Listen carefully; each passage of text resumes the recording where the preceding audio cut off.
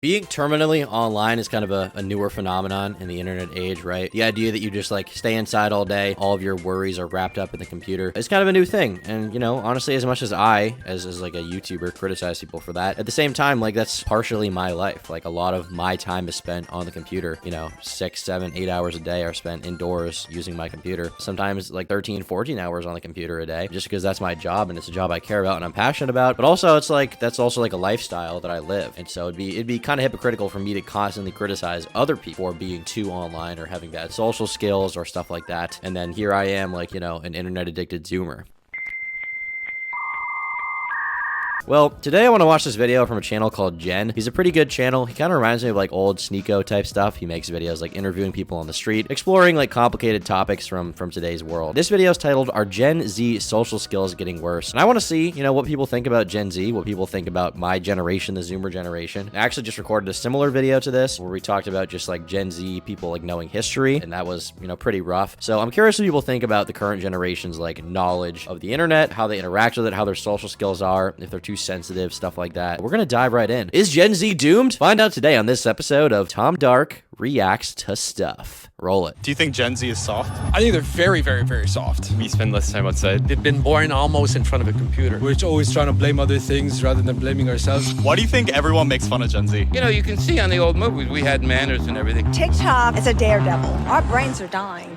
So today I'm out here and the question I'm asking is, are Gen Z social skills declining? I teach school and I see the declining. No respect for adults. Wouldn't you say that's like most middle schoolers though? No, that's high school and that's... Okay, she's right. I see a lot of videos like that. I see videos of like kids, especially in like the hood or whatever. They have no respect for teachers. They're just like rowdy or whatever. They're shitheads. But I feel like that's not a new phenomenon. I feel like that's always like happened like around the world everywhere. I mean, correct me if I'm wrong. Maybe there is like a new level of disrespect for students. I mean, obviously if you watch like videos from the 1950s, the impression you get is that every student is completely obedient in class. And maybe they were in the United States more overall back then, but it's like a worldwide phenomenon. I feel like kids have never really respected authority. They've always rebelled. I mean, the videos you see being posted online everywhere of like kids, you know, punching the teacher or whatever. I went to a nice high school, upper middle class, like, you know, average demographic, like, you know, average parent at my high school is probably making like upwards of $70,000, $80,000 a year, maybe upwards of 100 even. Like 70, 80,000 would probably be a low salary for a parent that went to my high school, or for a parent with a kid that went to my high school. And there was a kid who I went to high school with who punched a teacher regardless of that. So it's not like that's like, you know, only happening in like, you know, maybe low income communities or something like that, or the hood. It happens in other places as well. But I do see a lot of like internet addiction, which I assume this person's going to talk about, and kind of a decline in social skills IRL, because people spend a lot more time on their phone, right? There's no doubt about that. That's a whole generation that's coming up now. No one cares about anybody. I work for a college. I interact with Gen Z students constantly. I think they're incredibly thoughtful. I think they're incredibly put together. Some of the critiques of Gen Z are actually older generations projecting their own flaws onto the... I would agree with that. You know, I would agree with that. I think every generation, right, when there's a new generation, there's a tendency for the older generations to be like, oh, you guys suck. For example, like a lot of Gen Xers or boomers will criticize Gen Z people for like being too online, when a lot of that seemingly is a projection for the fact that all the boomers, you know, in my family have to constantly ask for help from the younger people for tech stuff, right? And this is like a consistent thing. I think there's a lot of projection going on from the older generations. It's like, oh, these new generations, they like this, they like that. Like even with like rock music, right? Or like, you know, rap is kind of the new rock now, you'd probably say, right? The new punk. A lot of people are like, oh, how can you listen to this? It's just like this music. It's like, it's just screaming or whatever. And then with the rap, it's like, how do you listen to this? It's just this. It's just talking about criminality, like stuff like that. Like there's always like a generational thing where people who are older look back and they look at the younger generation and are like, oh, this is all so horrible. This is so stupid. Kids these days, you know, kids these days, get off my lawn. But in reality, like every generation goes through kind of a growing period, a growing phase. Every generation has their own quirks. Every generation is exposed to newer and better technology. As a result, that pisses off the previous generation. I don't think that Gen Z is like totally doomed or something. You know, on one hand, like maybe some of them are more lacking in social skills. But on the other hand, they're a lot more technically proficient. They're a lot better with computers and technology. They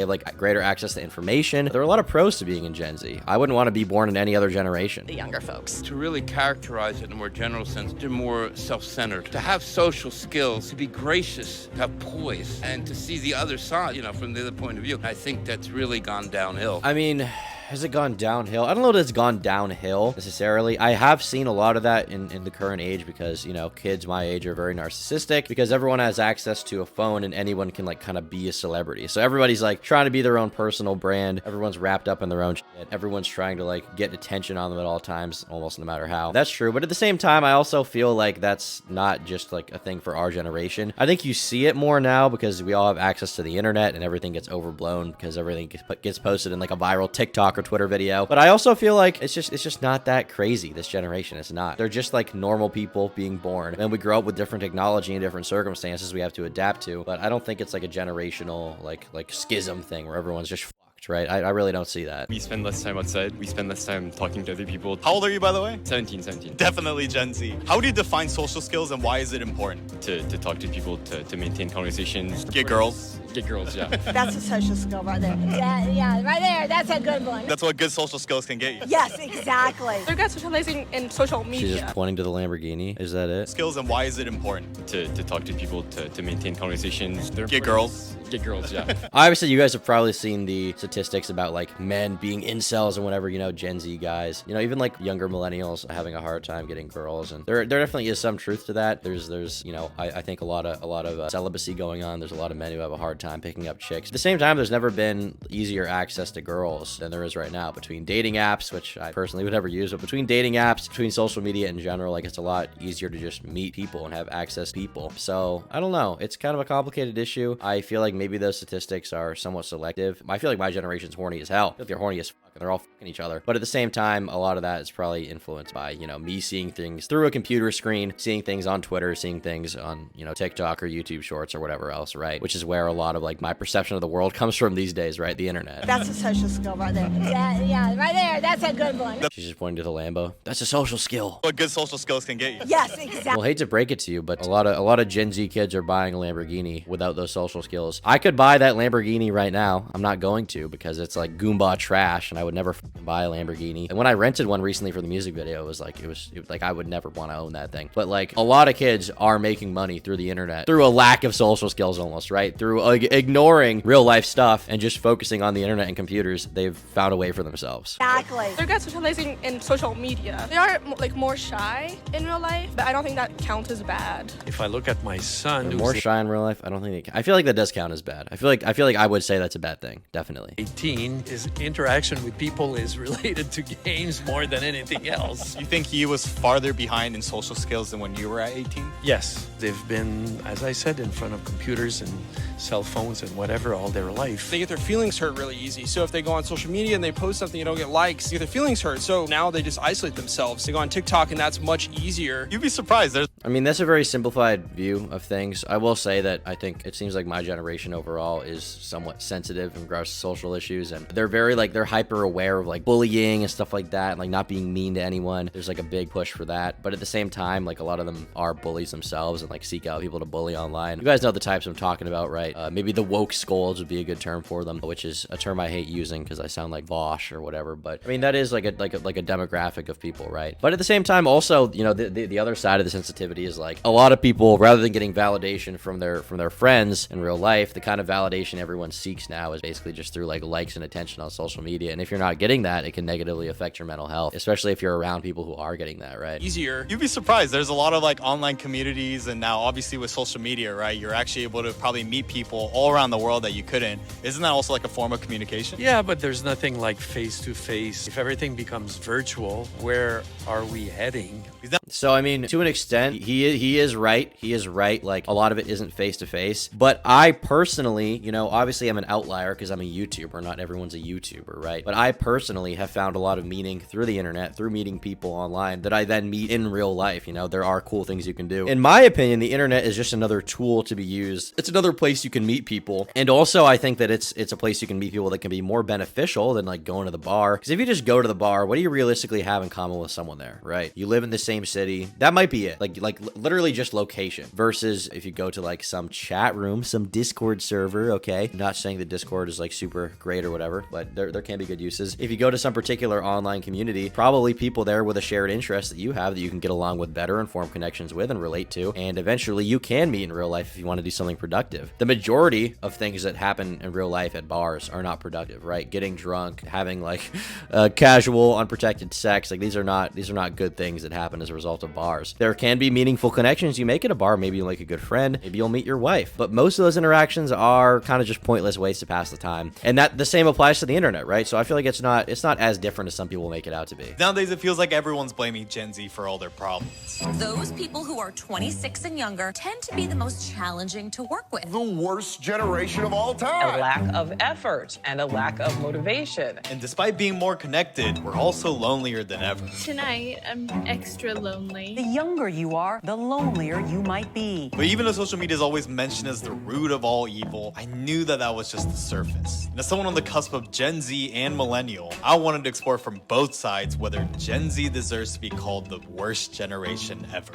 And so is Gen Z really? Every generation is the worst generation ever in the moment, by the way. Literally every generation. Every generation's like music taste is straight up trashed on. Every generation's like taste in like video games and music is trashed on. There's like media scares about it. Are we witnessing a redefinition of social interaction? And is all this hate on Gen Z just older generations' fear of being left behind? I don't know if it's fear of being left behind necessarily. I think a lot of it is just like a lack of understanding. There is some projection going on, like the professor or whatever talked about, the female professor. She talked about at the beginning of the video. That is true, but at the same time, I feel like a lot of people just don't understand it. When you don't understand something, you make like wild assumptions about it and just say a bunch of dumb shit. But you know, Gen Z is not, it's not so bad.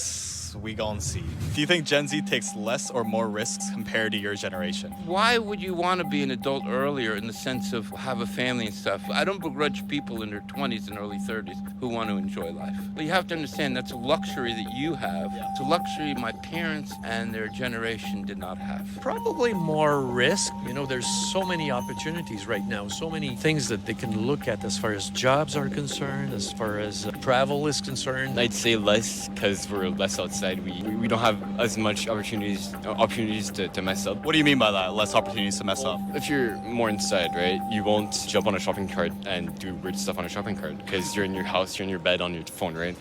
Maybe that's true. I will say I've seen a big phenomenon of like people my age like longing for like a better time. Like nostalgia is such a big thing. Like, you know, getting in trouble with your friends and like the Goonies and, you know, Stranger Things and like going on an adventure outside. It's like that's like a total fantasy thing. Like riding bikes together with your friends like in the neighborhood is like a fantasy thing to a lot of white boys these days. And they make like edits with like, you know, lo-fi, vaporwave music, Kavinsky, Night Call, you know, people try like enjoying life, you know, beautiful girl with pretty eyes and oh, she has heterochromia and one eye is prettier than the other and oh, she's such a perfect cutie sweetie with freckles and, you know, there's like a vaporwave edit and there's like a lens flare and it's like, oh, you know, a better time was before. And it's like, you can have that time now. Like you can like have an exciting childhood now. You just literally need to go outside, you know? Damn it, Gen Z, you're not helping your case. So now I want to challenge the older generations to at least view Gen Z from a different lens. What unique challenges do you think Gen Z faces that your generation did not? I think life as a young person is more difficult. The pressures on life, and even with all the technology around you, it has not made your actual life easier. They've been born almost in front of a computer. They're not used to physical work.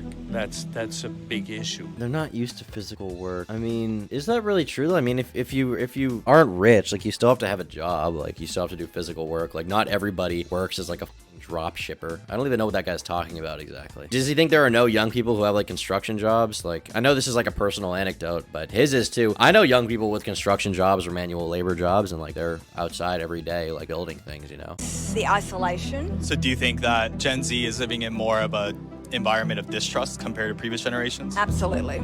And the pandemic of the last 3 years is a better case study than anything of the unique challenge encountered by a rising generation. Fast-breaking developments in the coronavirus emergency. The disruptions to daily routines during their formative years resulted in 72% of U.S. teens reporting increased loneliness and had a profound impact on the social skills of Gen Z. I remember crying every night and not knowing what was going on, and I felt so alone. Yeah, I mean, you know, the virus and everything that came with that definitely was harmful. A lot of kids went through a tough time. I personally, you know, my life didn't change that much apart from, I mean, senior year was like cut off the very end of it, but like my basic dream was to be inside all day making YouTube videos anyway. So I basically got to live that through the end of that whole saga, which was nice to finish my senior year making YouTube videos all day. And like basically from I think March is when school like was, you know, we left school and we just didn't go back. I think from March until I had to go to college in like I guess it was like August or something, like end of August. From March until August, I basically had like, you know, 6 months to just make videos, which was really nice. Obviously a lot of people were not super happy about that, and you know, I do get that. The loneliness does suck, the isolation does suck. It is horrible. Stuff closing down, businesses closing down. You know, if you had mental health related to loneliness and kind of depression and anxiety already, then I'm sure that exasperated it. So, you know, I do feel sympathy for people in that situation. We limited the opportunity to develop skills like teamwork as group work became less accessible, and as social isolation limited access to social networks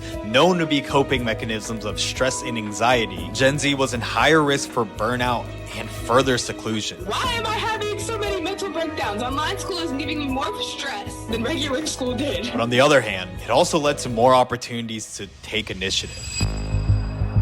During the pandemic, the youth witnessed a political awakening, utilizing social media to address issues like BLM. And as a result, youth voter turnout increased by 8% compared to 2016. Voters under 30 have shown increased participation in the last few elections. Is that real? 8%? That's a good increase. It's good that people became more aware of what's going on in their country. You know, whoever they ended up voting for, I assume a lot of it was voting for Biden. But regardless of that, you know, not that I have a problem with that. Not that I have a problem with good old Biden, because I'm riding with him, and I'm riding him, if you know what I'm saying. Dark Brandon dog. But you know, it's good that they decided to vote. It's good. That's good. Voter participation is good. Voters turned out in historic numbers. And with more time alone, Gen Z also took initiative by using platforms like TikTok to launch careers by reaching millions around the world in minutes. And so despite evidence of social decline, there was a simultaneous rise. That's true. I mean, you know, TikTok content is pretty worthless. Somehow more worthless than most YouTube videos, which is, you know, a big it's such a big hurdle to get over. But regardless of that, it's good that some girls were able to like dance in a bikini or something and become millionaires from TikTok. In digital extrovertedness, as lives shifted more online, there was less face-to-face interactions. But are Gen Z spending way too much time on phones instead of real life? How many hours a day do you spend on your phone? I think like 10 hours. Too much, like 5 hours maybe. So 3 hours and 21 minutes, okay. 5:32. What do you think will be like a healthy amount of like screen time for anyone? Less than like 7. 8 hours is like a full-time job. As long as you're not like obsessed with it, you'll be fine. Okay. Could you go a week without your phone? Yes, I definitely could. And so whether it's good or bad, the prevailing trend is... I think I could go a week without my phone. It would suck, like just for my job, because like it's good to be able to have access to that. But I feel like I could go a week without my phone from that perspective. But as far as like social media addiction, I'm definitely someone who like whenever there's a dull moment, pull out my phone, look at it, see what's going on, see what's up, see what's going down on Twitter, see what's up on Instagram, see what's up on 4chan, Reddit, Discord, all my favorite websites, Kiwi Farms. So I feel like it's probably that would be a good challenge for me. 1 week with no phone. Do you think Gen Z is soft compared to previous generations? I'll be diplomatic. I'll say perhaps. I think they're very, very, very soft. I mean, there is a softness. At the same time, we were all like watching gore videos when we were 10 years old and started watching porn when we were like 13. So, you know, there's that, like overexposure to stuff like that. But there is kind of a softness going on where there's like not a lot of willing to hear other perspectives and stuff like that. But that's kind of always been the case. Like the average person is just not that willing to hear the other side, to be honest. That was definitely the case in the 50s. The political parties were just like reversed. Because of social media, there's so much more easier things to get your dopamine rush rather than like working towards getting your own dopamine rush. Why do you think everyone makes fun of Gen Z? Do we make fun of them or are we disgusted with them? Our humor is kind of like weird. Kind of cringe, kind of... Well, I wouldn't say cringe, but it is weird. I feel like it's easy also to like to point the finger at someone else and say, oh, you're weird and everything. I think we do because I think it's an ego thing. I think we want to leave a legacy. We want to say, oh, I was part of that created the cars. Or I was that created AI. They say the hardest things is to recognize somebody who's doing better than you. Maybe they're resentful that they're getting older. I think people just genuinely like to pretend that they were smarter and more thoughtful and more well-rounded when they were a younger person. You know, that's very true. Older people love to be like, back in my day, bro, back in your day, houses costed like $10,000. You know, you were eating poop off the sidewalk. So stop talking to me, okay? I don't want to fucking hear it from you fucking geezer, okay? okay? And this is real. This is real. Old people always love to be like, well, back in my day, bro, you can't even turn on an iPad. You can't even turn on a computer. I'd like to watch you download Angry Birds and see how long it takes you, okay? Stop talking to me. I am above you. We're done with old people. We've had enough. Seriously, enough. You can see on the Except for my grandparents. Love you guys. Not that you're watching, but I do love them. old movies, we had manners and everything. We're in a very polarized, forget about politics, culturally. We like care a lot more about more stuff like racism, sexism, and boomers are not like open to a lot of those conversations. There's a lot of things in the past that haven't been discussed enough. For example, the topic of mental health probably wasn't as talked as much in previous generation, but you guys actually handled that, I think, in a better way, or it's more out in the open. Before, there was so many taboos that like caused insecurities and fears in people, and that's important to talk about. And with 13% of U.S. teens experiencing major depressive episodes and unaliving being the second leading cause of death among... I have a big question about that, about the depression thing. Like, has that always been present, or is it like a generational thing in terms of lifestyle? Like, are we just... I feel like my generation is hyper aware of depression. So on one hand, maybe there's more diagnoses going on as a result of like people staying inside more, living an unhealthy lifestyle, and like eating fast food all day and not working out. But at the same time, I feel like part of it is probably also kind of an over-reporting, you know, an over-reporting of cases of depression where people don't have depression, but because we're so hyper aware of mental health and how important it is, people will attribute, you know, short-term sadness or like failure to depression, stuff like that. I will say though, on that note, there seems to be a big gym bro culture going around with kids my age. Part of the reason I started working out is because my younger brother, he's 5 years younger than me, 4.5, you know, 5 years, whatever. He started working out and like all his friends were working out, and like I would see my friends' little brothers and they're all freaking jacked, and I was like, what's going on? I got to get big. So I started going to the gym about 6 months ago, but I've noticed that there seems to be kind of a revival among at least young men in terms of like gym culture, trying to like, you know, get better, self-improvement stuff. I'm sure Andrew Tate and people like that, you know, had some part in that, whether you like him or not. I'm sure that he had kind of a say in that, but it feels like people that are my age and a little younger seem to understand that there's something coming. Okay, there's something on the horizon and we need to be ready for it. The way to address that is to get big, is to go to the gym and just get freaking ripped. So if any of you guys are not going to the gym, highly recommend it. Seriously, it's like it has changed my life. I'll probably do a video about this at some point, but yeah, definitely go to the gym. Get big, guys. Among teens, there's a clear mental health crisis. We see rates of depression and anxiety and suicide going up among young people. Depression has almost become normalized. But compared to older generations, Gen Z is a lot more proactive. As reported, 37% of Gen Z has sought help from mental health professionals and contributed 42%. Is that real? 36%? That's crazy. Okay. That not all of those people need mental health help. I'm sorry. They don't.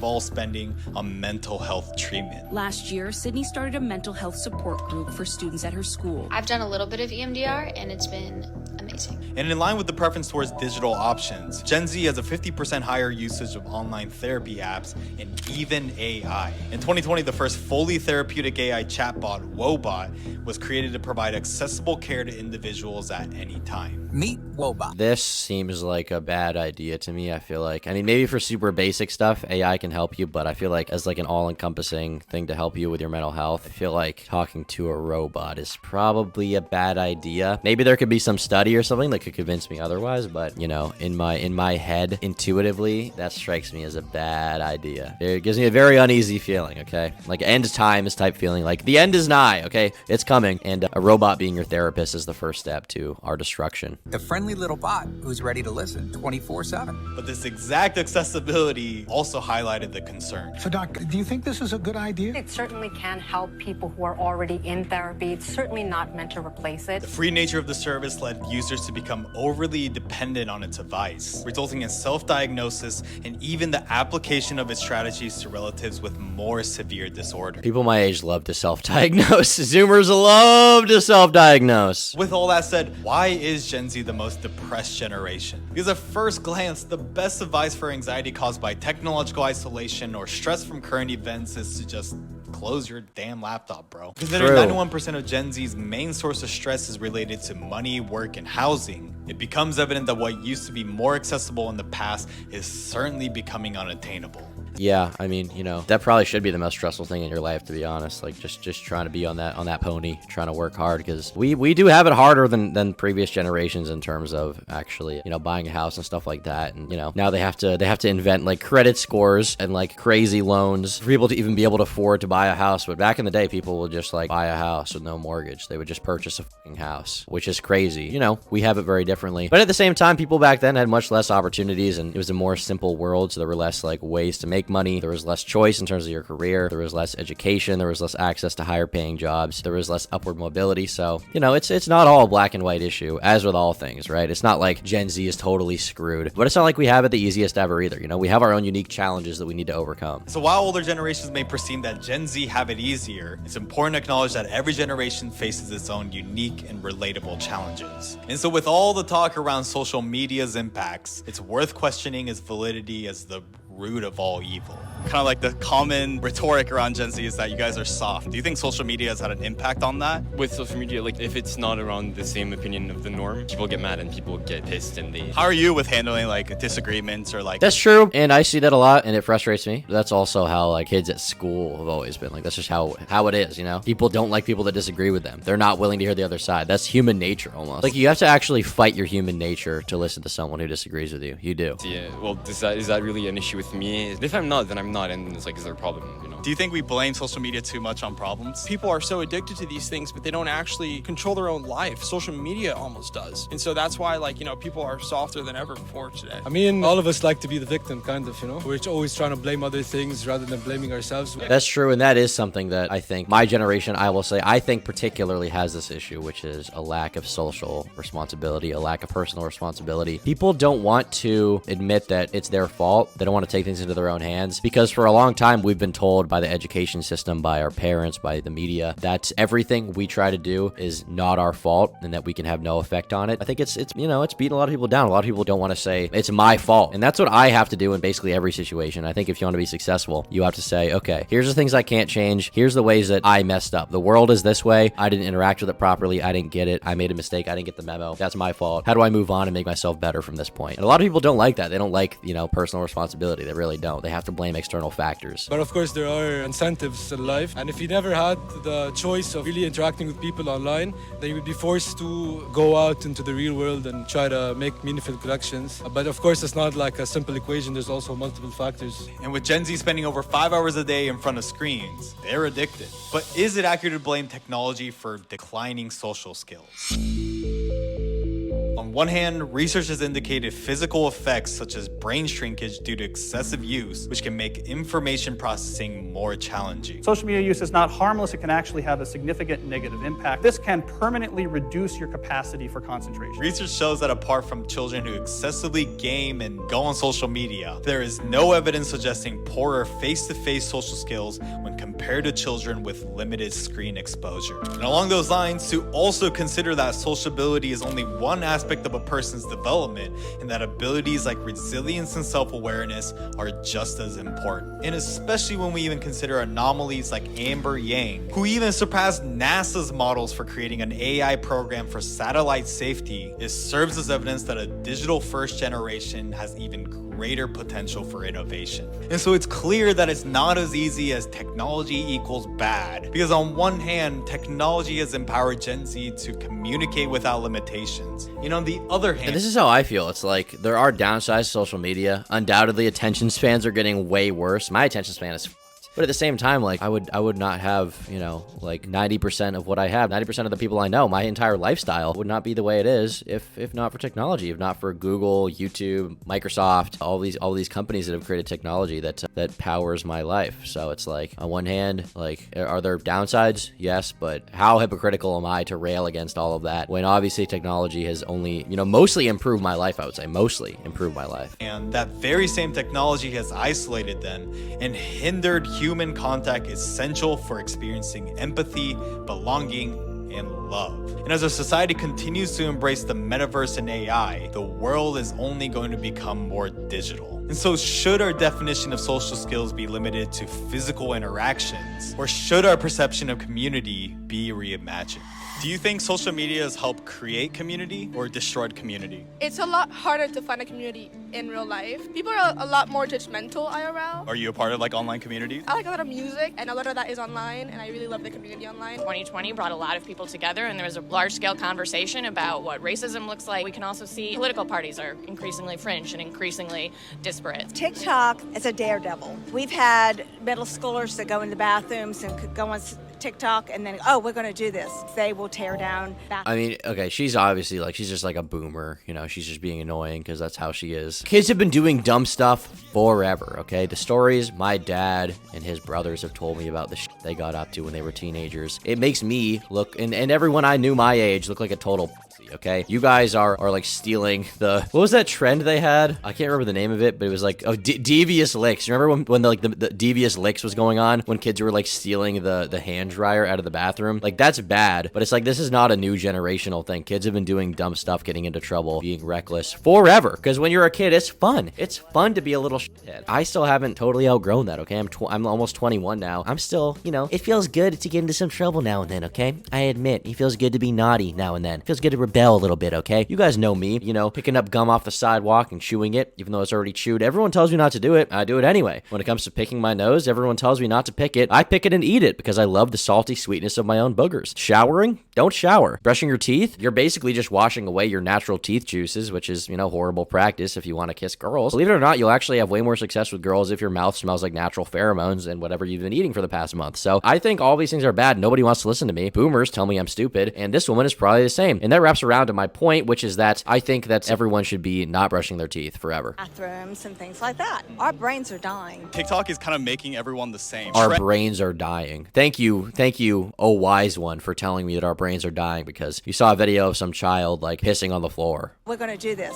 They will tear down bathrooms and things like that. Our brains are dying. TikTok is kind of making everyone the same. Trends blow up on TikTok, so people start saying like sayings that they see on TikTok. Little opinions kind of infiltrate them. If you look at my pants and my shoes, that's something that comes from TikTok. People are less unique. Not being unique also creates like a community. Like, that's an interesting thought. Yeah. Are people less unique? I mean, I feel like they're definitely more unique than ever now in terms of fashion and stuff. Like, everybody is trying their best to be as unique as possible because it gets them attention on social media when you're unique. I mean, there is a sense of conformity within that, but I mean, I feel like people used to wear like the exact same like every single day, like school uniforms, boat shoes. Like there was like a unspoken dress code. Like everyone dressed like an Oompa Loompa. Now everyone has like their own style, their own swag. It's like, it is kind of like a degenerate swag in some cases. No examples of that. Can't think of anybody that shot a music video where they were wearing one of the most atrocious outfits of all time. But you know, I think people are more unique now, honestly. I think Gen Z is very unique. Because in a way, like, if you're not unique, it's probably easier to create Everyone wants to be self-expressive. Community, right? So are you a bot? I might be an NPC. You never know. Like, wouldn't you say then that like with this new innovations in technology, it's actually maybe even innovating what communication once was? There's no frontiers. Even if you don't speak their language, you can use translating. Gen Z are probably more open-minded than the kids when I was a young adult or an adolescent. But as Gen Z enters the real world, has this open-mindedness to opportunities led to success?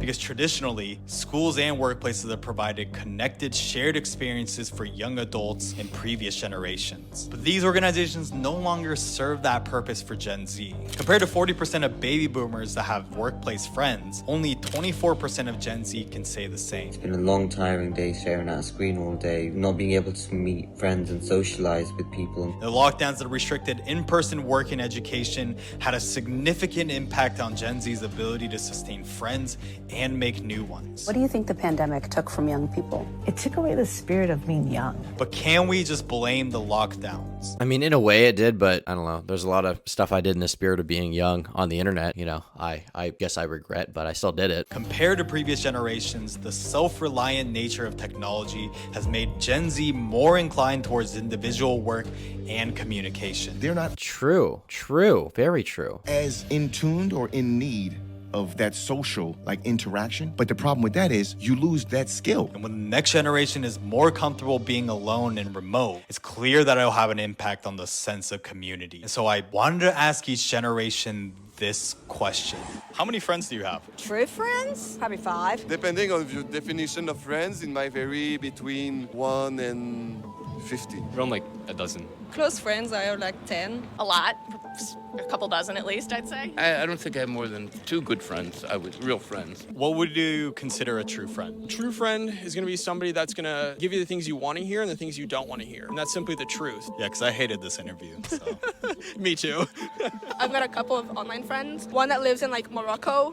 My best friend lives in New York. And you've never met them in person? I've never met them, but like one of my closest friends ever. Online, you can be more open with someone and they understand you more. And I guess that's what makes it like a true friendship. Do you think that... I feel like people have more true friendships now. Instead of just being down to circumstances, people have friends based on interest. People have friends based on like what they're doing, what they're pursuing. Not just like the school they go to, you know? You're able to cultivate true friendships through online? You're only able to know who someone is when you see them interacting not only with you, but with other people. I guess you can always create a persona online, right? Exactly. So whether good or bad, what a community looks like and means has evolved. Today, 51% of Gen Z is friends with someone they only know online and have never met in. I think it's good. I think we live in the best generation ever. I wouldn't want to be born during any other time, really. I feel very privileged to be in an age when like we have access to so much information, so much technology. You know, there are caveats that come with that. Obviously, there's social media addiction. There are downsides. There's like, you know, probably worsening mental health as a result of some social media. There's, you know, harsher body image issues. But, you know, there's always an ebb and flow of these things. There's always issues ever present in every generation, and there's issues we have to tackle. The best you can do is recognize the problem, fix it you can change. What you can't change, get the fuck away from it. That's honestly my best advice. In person. And with popular apps like Bumble BFF and online communities like Facebook and Discord groups, it's easier than ever to find Join the like-minded Discord, people from Jenny. all over the world.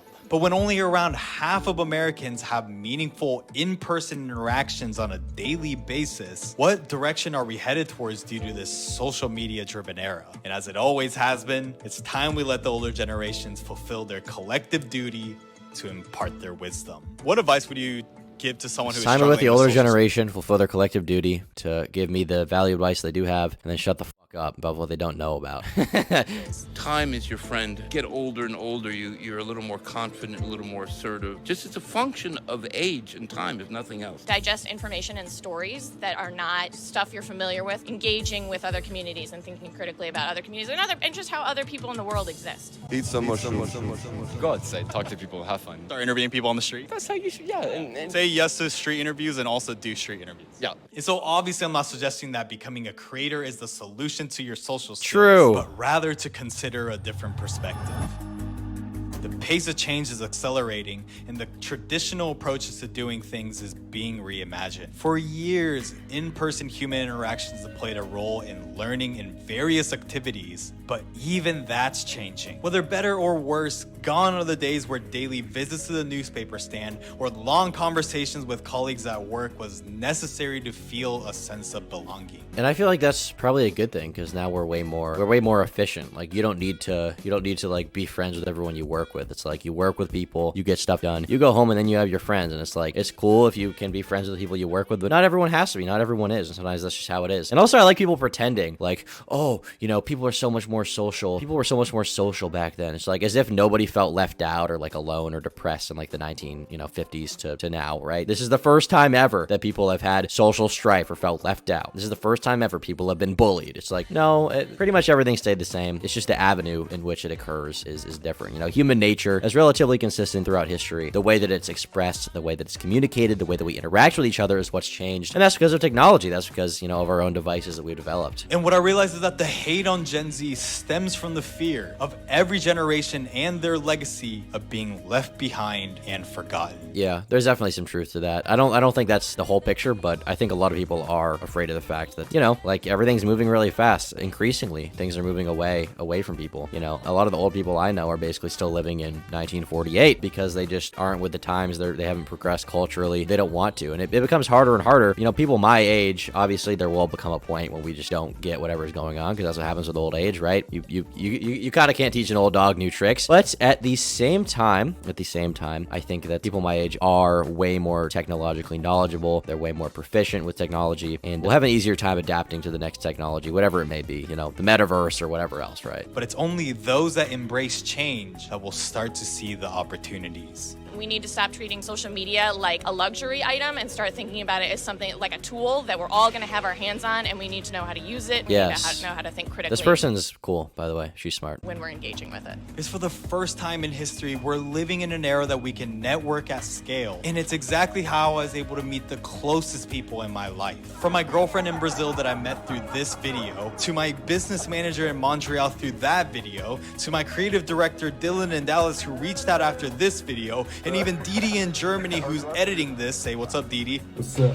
We're living in an era of unprecedented opportunities. And if previous generations have overcome challenges far more difficult than this one, then why can't the dumb, soft Gen Z figure this one out on their own? Very true. Listen, my grandfather didn't, but his brothers or whatever were storming the beaches in Normandy. Why can't we figure out how to use Twitter and not be depressed because someone said that our waistline isn't skinny enough, okay? Why can't the Cutter girls realize that BMI isn't that important, okay, guys? Listen, shout out all you guys in the audience. You know what's up. Only those who are most comfortable with change that can liberate themselves from the shackles of the past. And that's exactly the mission, to explore the unfamiliar. Regardless, yeah, pretty interesting video from this Gen dude. He's always tackling issues like this. And yeah, I mean, obviously, the issue is not so black and white. I think that, you know, in ways our social skills are getting worse, and in ways they're getting better. But if you can manage to use the internet like the tool it is to get something good out of it, like a lot of people are, and try to, you know, do your best to avoid most of its pitfalls. You can't avoid all of them, like your attention span going away, but if you can avoid some of the worst pitfalls of it, some of the worst aspects, you'll probably be a better person by the end, you know? Just make peace with what you can't change, utilize and use, and squeeze dry what you can.